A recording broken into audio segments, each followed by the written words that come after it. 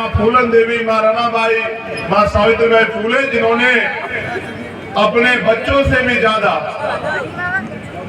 हमें अपने बच्चे मान के हमारे लिए। लाइट चली गई। हेलो, अभी तो पता नहीं क्या क्या जाएगा। इस लाइट का तो इंतजाम हम कर लेंगे, लेकिन जो रोशनी हमारे घरों से भी जाने का, छीनने का प्रयास कर रहा है, उसके बारे में भी हमें सोचना है। तो ये तो जनरेटर से इंतजाम हो जाएगा, ये जनरेटर से इंतजाम हो जाएगा।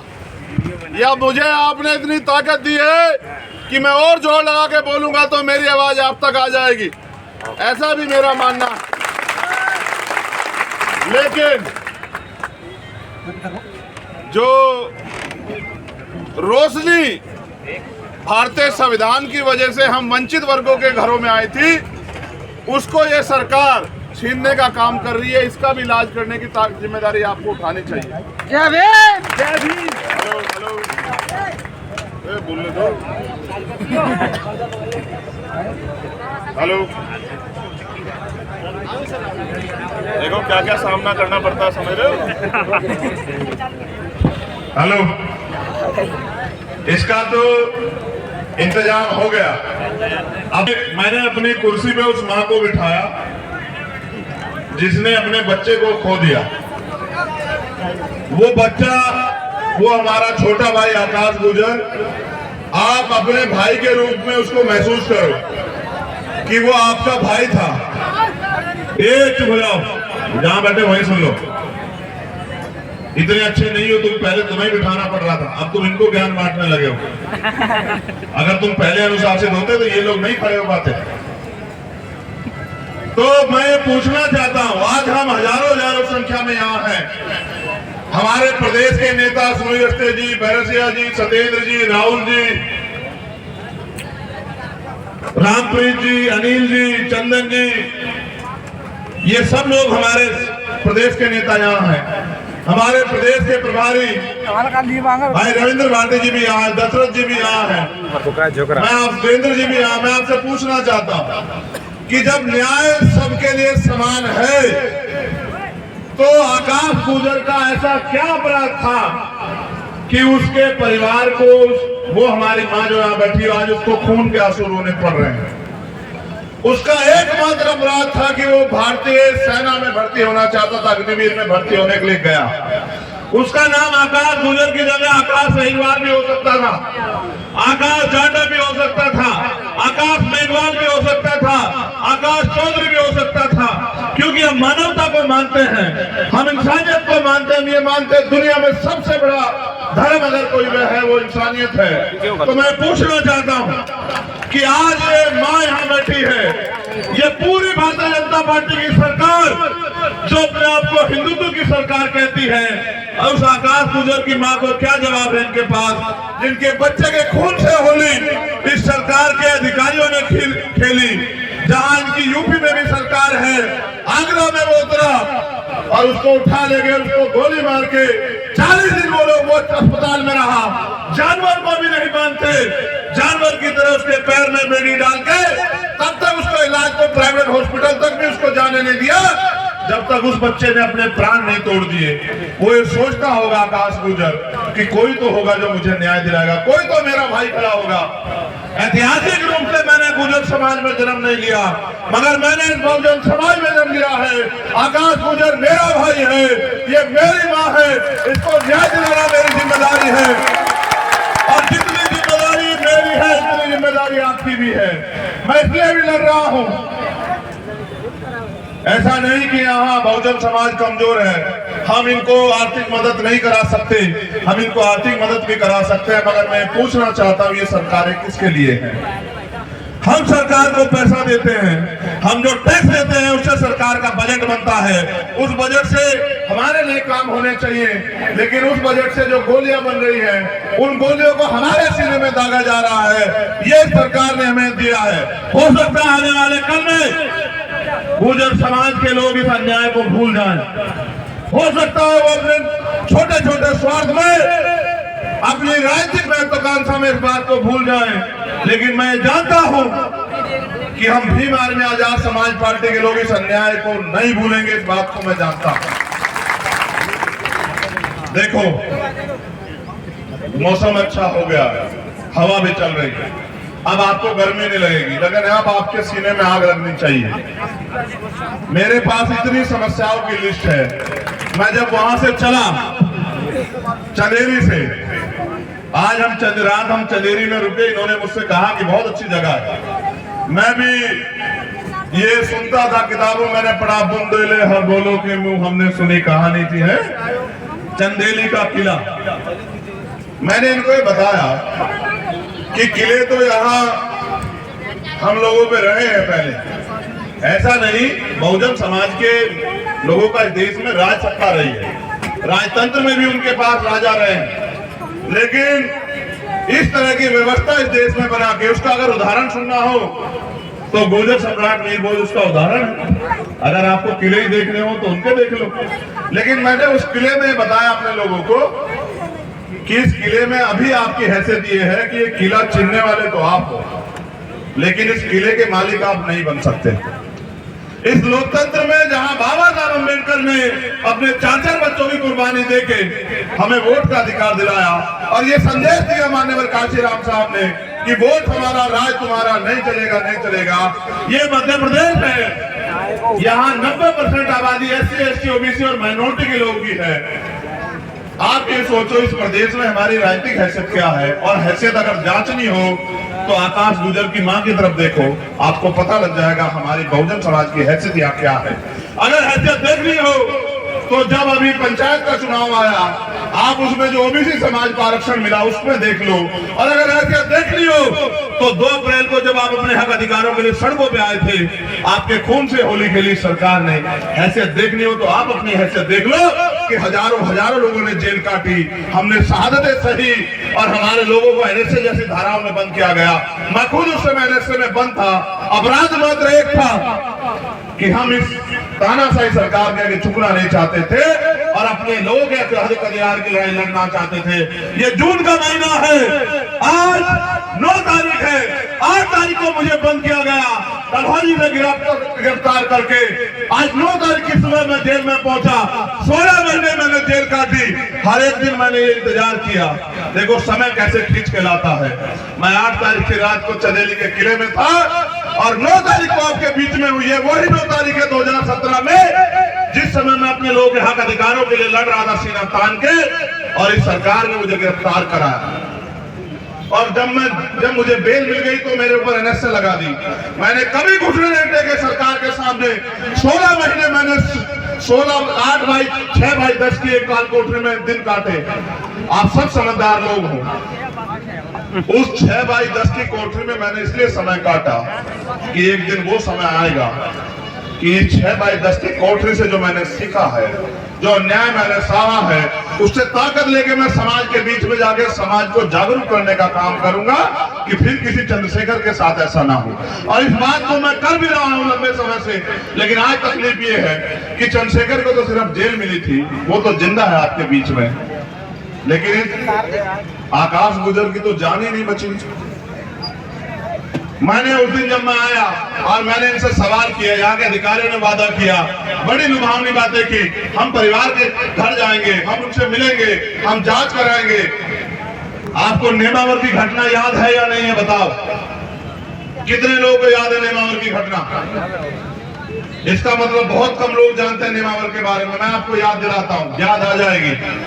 नेमावर के एक परिवार में एक बेटी थी भारती, उसके परिवार को, उन बच्चों को मार के, एक छोटा सा बच्चा भी उस घर में था, उसकी मां थी, और 12-14 फुट नीचे गड्ढे में जो है दफना दिया गया। और हम लोग नेमावर पहुंचे थे और हमने सरकार से ऐलान किया कि इसकी CBI जांच होनी चाहिए। बाद में CBI जांच हुई, नीचे भी इनकी सरकार, ऊपर भी इनकी सरकार, और परिणाम ये हुए कि CBI जांच में भी कुछ नहीं आया।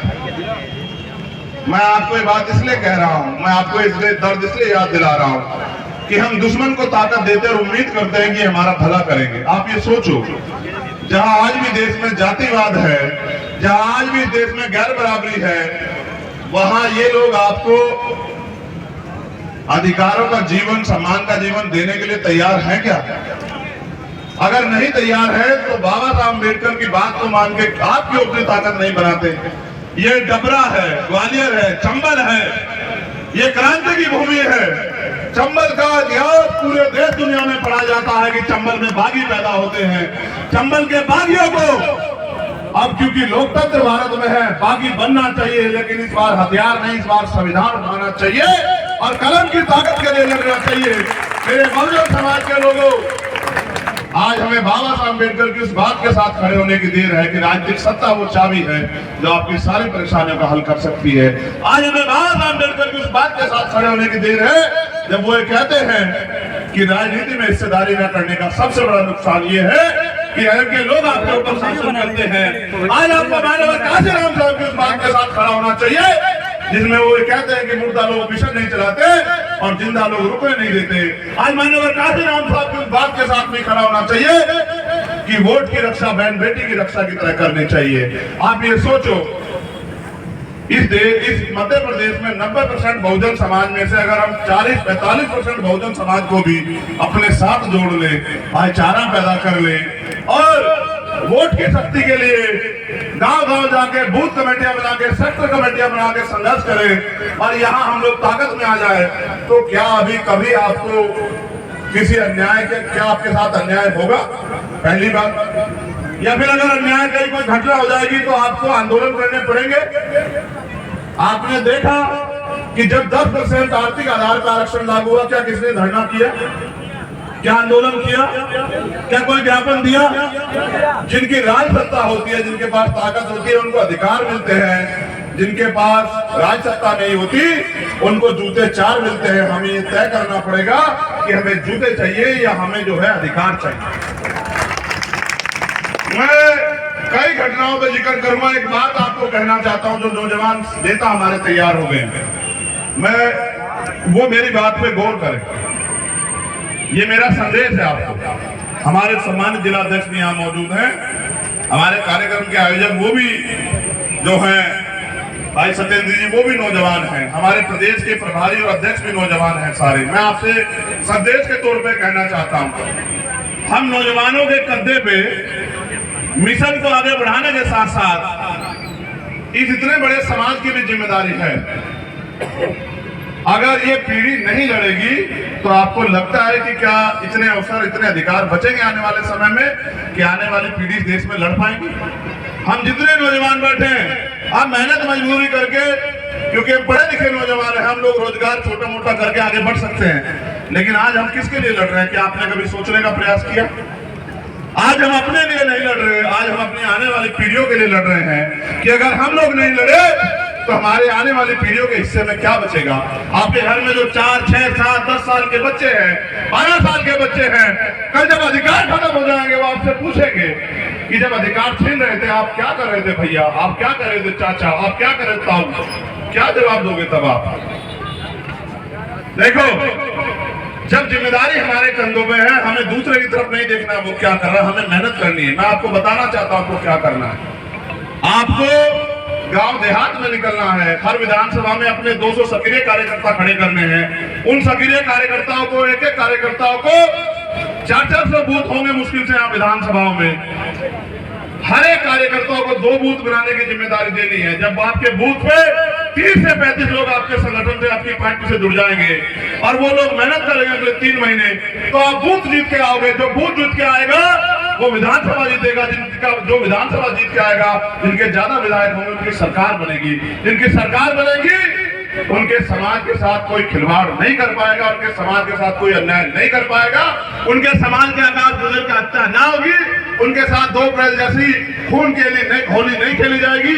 ये बात मैं आपको बताना चाहता हूँ। आप ये सोचते हो कि आपका काम कोई और करेगा? आप ये सोचो, मुकाबला किनसे है? मुकाबला उनसे है जो ईमानदार नहीं है, जो झूठे हैं, फरेबी हैं, लुटेरे हैं, भ्रष्टाचारी हैं, गुंडे हैं, उनसे मुकाबला है। वो 5 बजे उठ के झूठ फैलाते हैं। हम एक दिन सभा करके सोच रहे हैं कि हमारा राज आ जाएगा, ये तो संभव नहीं है। इसलिए ये जो बहुजन समाज के लोग हैं, जो भूखे तो रह सकते हैं लेकिन अपमानित होकर नहीं रह सकते, जिनके दिल में पीड़ा है, जो गुलामी की बेड़ियां काटना चाहते हैं, उन वीर नौजवानों को मैं कहना चाहता हूं कि इतिहास आपको बुला रहा है, इतिहास आपको याद कर रहा है वाले समय में आपको किस नाम से जाना जाए? इस नाम से जाना जाए कि आपने अपने कंधों पे इस समाज को आगे बढ़ाने का काम किया, या आप चुपचाप उस समय सहते रहे जब अधिकार छीन रहे थे। आपको वीरों की श्रेणी में शामिल होना है या आप गद्दारों की श्रेणी में जाना चाहते हैं, ये आपको तय करना पड़ेगा। इसलिए मैं आपसे सवाल कर रहा हूं, आप पढ़े लिखे हैं, नौजवान है, कोई कमी आप में नहीं है, रोटी आप भी खाते हैं। कुदरत ने 2 आंख, 2 हाथ, 2 पैर, एक अच्छा दिमाग, एक अच्छा शरीर आपको दिया है। आप भी आगे बढ़ सकते हो अगर आप गांव देहात में जाके बहुजन समाज के लोगों में भाईचारा पैदा करने का काम करो। जिस दिन से मैं भाईचारे के लिए लगा हूं, ये तोड़ने का प्रयास कर रहे हैं। आप ये जान लो, छोटी छोटी घटनाओं से हमें अपनी एकता को बिखरने नहीं देना, क्योंकि ये सोचो, ये साजिश करके हमारी एकता को तोड़ेंगे। आज हमारी एकता तोड़ रहे हैं, कल हमें अधिकारों से वंचित कर देंगे। अगर हमें स्वाभिमान सम्मान के साथ जीना है तो हमें अधिकार लेने पड़ेंगे। अधिकार मांगने से नहीं मिलते, अधिकार छीनने पड़ते हैं। इसलिए मैं आपसे कह रहा हूं कि जो फसल आपने तैयार की है मेहनत करके, सिर्फ साधारण भाषा में समझे गांव की, कि जो फसल आपने तैयार की कर दी है, उस फसल को घर तक लाओगे कैसे? जो फसल आपकी खेत में खड़ी है उसको घर तक पहुंचाओगे कैसे? अगर फसल जो खेत में खड़ी है उस पर प्राकृतिक मार्ग होगी, आंधी आ जाएगी, फसल गिर जाएगी, ओला पड़ जाएगा, फसल गिर जाएगी, बारिश आ जाएगी, फसल डूब जाएगी, कोई चोर चुरा ले जाएगा, कोई आग लगा देगा। ये जो फसल आपने बहुजन समाज की तैयार की है, अगर आप बूथ के जरिए इसको संगठित नहीं करोगे, यानी कि फसल को काटने वाले, फसल को इकट्ठा करने वाले, फसल को ढोके घर तक लाने वाले तैयार नहीं करोगे, बूथ पे कार्यकर्ता ईमानदार समर्पित, तो फसल आपकी होगी और वो घर किसी और के जाएगी। जब फसल आपकी होगी और घर किसी और के जाएगी तो भला किसी का होगा? आपके हिस्से में सिर्फ और सिर्फ बेबसी, लाचारी, और आप हाथ मलते रह जाओगे। इसलिए मैं आपसे कहना चाहता हूं कि अपने बूथ के संगठन को मजबूत करो, विश्वास करो। आपकी दृढ़ इच्छा के सामने ना तो बारिश आपके हौसले को गिरा सकती, ना ये आंधी तूफान आपके हौसले को हिला सकता। मैं आपको जानता हूं, आप बाबा साहब अम्बेडकर के वंशज हो, आप शहीद आजम भगत सिंह के वंशज हो। आपको अपनी ताकत को पहचानना पड़ेगा। इस आंधी तूफान से बड़ी आंधी चल रही है आपके अधिकारों के खिलाफ। उन अधिकारों के खिलाफ जो आंधी चल रही है, उस आंधी को आपको रास्ता उसका मोड़ना पड़ेगा, उस आंधी को आपको रोकना पड़ेगा। अगर नहीं रोकोगे तो फिर कल ऐसा हो जाएगा कि 1950 से पहले का भारत लौट आएगा। आपने देखा कि देश में नई संसद का उद्घाटन हुआ और इन्होंने वोट मांगे कि हमने आदिवासी समाज की राष्ट्रपति बना दी है, लेकिन आप ये देखो कि जब सम्मान देने का मामला आया तो उन राष्ट्रपति जी को एक बार बुलाना भी गवारा नहीं समझा। आप समझो कि जो हमारे सर्वोच्च पदों पर बैठे लोगों का सम्मान नहीं कर सकते तो वो हमें हमारा सम्मान कर लेंगे क्या? ये बात आपको समझनी चाहिए।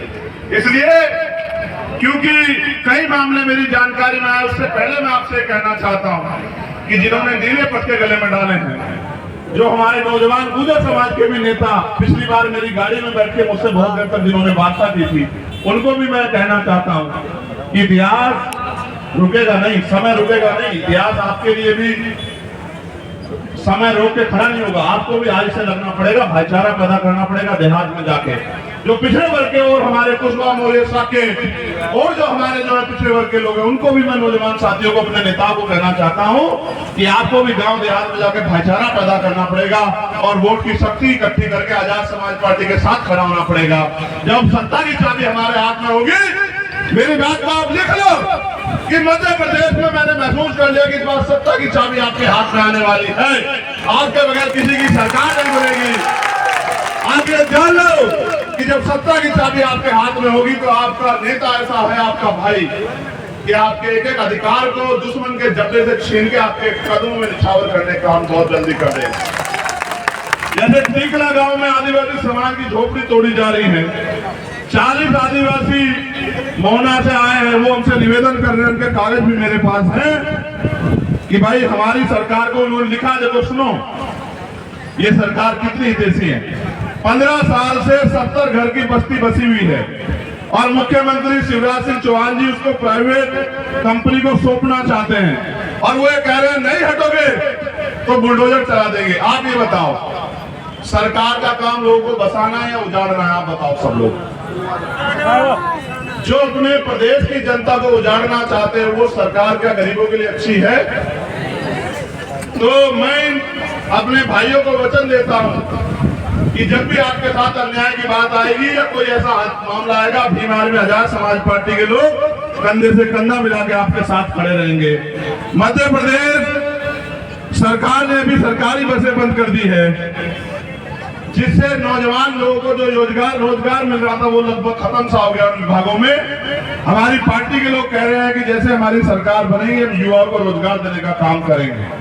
इसके बाद कई ऐसे मामले हैं जिनको मुझे आपको बताना, जैसे बैकलॉग भर्ती। हम 12 फरवरी को इकट्ठा हुए थे भोपाल में। बैकलॉग के पदों पे कोई भर्ती नहीं की जा रही है। SC ST OBC के नौजवान सड़क पे धूल भाग रहे हैं। SC ST OBC के लिए प्रमोशन में आरक्षण की मांग हमने की थी, उस पर सरकार ने कोई कदम नहीं उठाया। आकाश गुजर का परिवार भाई यहाँ है, उनको अभी तक न्याय नहीं मिला, फास्ट ट्रैक कोर्ट में मुकदमा नहीं चला, कोई मुआवजा नहीं मिला है। हमने मांग की थी कि जातिगत जनगणना कराई जाए, अभी तक कोई मांग पूरी नहीं हुई। OBC 27% आरक्षण जो दिया जा रहा था वो भी अभी पूरा नहीं दिया जा रहा है। डबरा क्षेत्र में SC ST की जमीनों को दबंग कब्जा कर रहे हैं, उनको मालिकाना हक दिलवाया जाए, ये भी हमारी मांग है। मध्य प्रदेश में छात्रवृत्ति घोटाला उजागर किया जाए। चोर चोर मसेरे भाई, इनके लोग घोटाला करें, इनकी सरकार कहां से उजागर कर देंगे? आपकी सरकार आएगी, हर एक घोटालेबाज को हम लोग जेल भेजने का काम करेंगे। मेरी बात को आप लोग याद रखना। डबरा नगर पालिका में राजस्व विभाग में लगी 2014 से नामांकन पर रोक को तत्काल हटाया जाए। ये कई इस तरह की समस्याएं, कई परेशानियां हमारे सामने हैं। हमने मांग रखी थी कि सरकार इनको सुनेगी, सरकार ने नहीं सुना। एक और मांग ये है, मुझे सफाई कर्मचारी अपने भाई मिले थे कि नगर पालिका में सफाई कर्मचारी अधिकतर महिला पुरुष जो है वो अनपढ़ हैं। उनकी मांग है कि उनको स्थायी किया जाए। 30 साल हो गए उनको गटर में उतरते हुए, सफाई करते हुए। मध्य प्रदेश सरकार कहती है कि इंदौर सबसे साफ शहर है, उज्जैन सबसे साफ शहर है किसकी वजह से? कोई अधिकारी जीप से जाके वहां सड़क को चाटता है क्या? कोई नेता जीप से जाके सड़क को साफ करता है क्या? हमारे समाज के लोग उस सड़क को साफ करते हैं और मेडल इनको मिलता है। इसलिए हमारी ये मांग है कि इनको स्थायी किया जाए। ये तो करे ना करे, मैं आपको वचन देकर कहता हूं कि हमारी सरकार आने पे जो भी भर्ती है सफाई कर्मचारियों की होगी वो अस्थायी होगी, सरकारी भर्ती होगी, और जो पुराने भर्ती लोग हैं उनको सबको अस्थायी करने का काम हम लोग करेंगे। ये मेरा आपको वादा है। कई भर्तियों के बाद हमने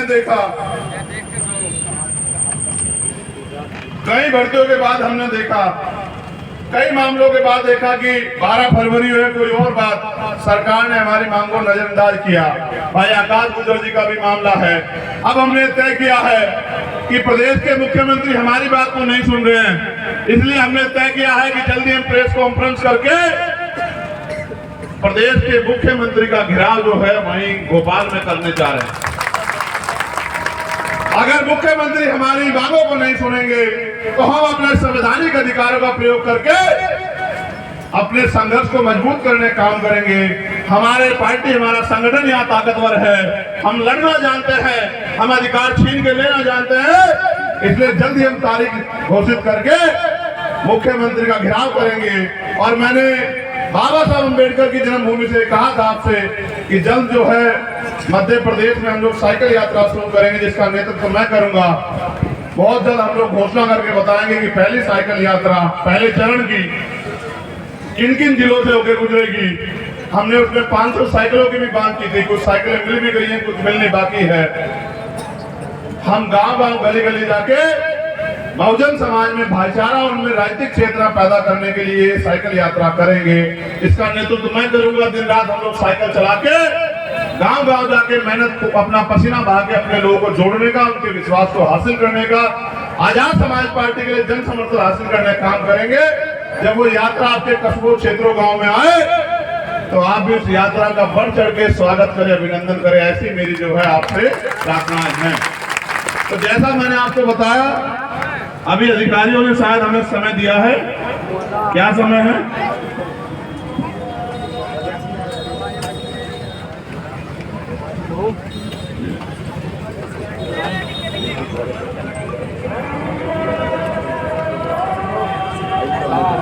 6:30 बजे हम ग्वालियर कलेक्टर से मिलेंगे, अपनी मांग रखेंगे भाई आकाश गुजर जी के मामले को लेके। 6 बजे आईजी से मिलेंगे और 6:30 बजे ग्वालियर कलेक्टर से।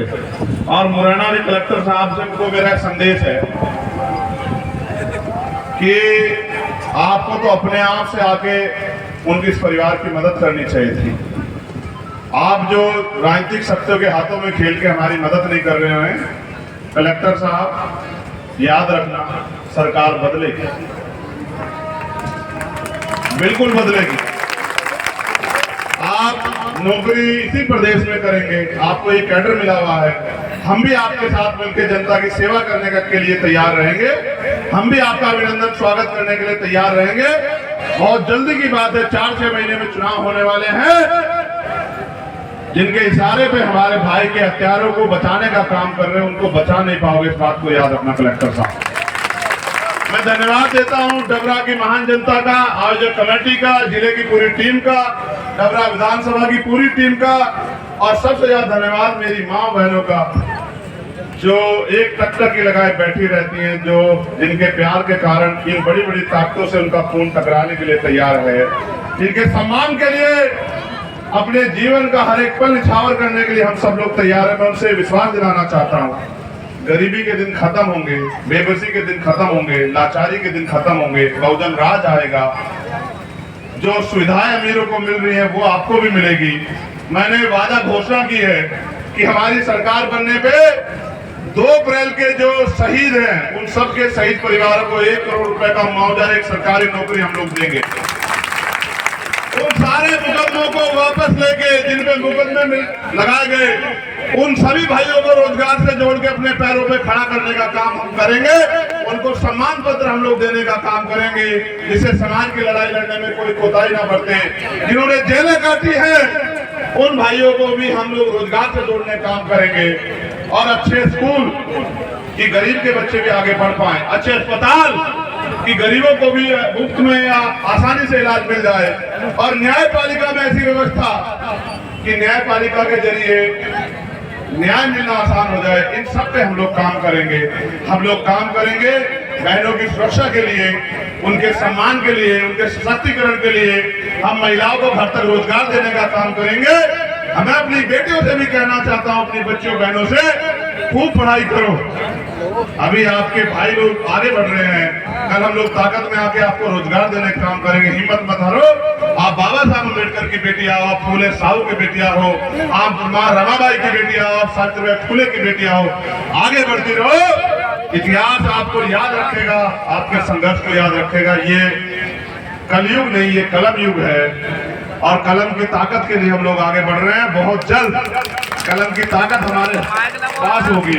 जब कलम की ताकत हमारे पास होगी, हर शोषित के चेहरे पे खुशी आएगी, हर शोषित के चेहरे पे राज आएगा, हर शोषित को यह एहसास होगा कि आज उनकी गुलामी के दिन कट चुके हैं।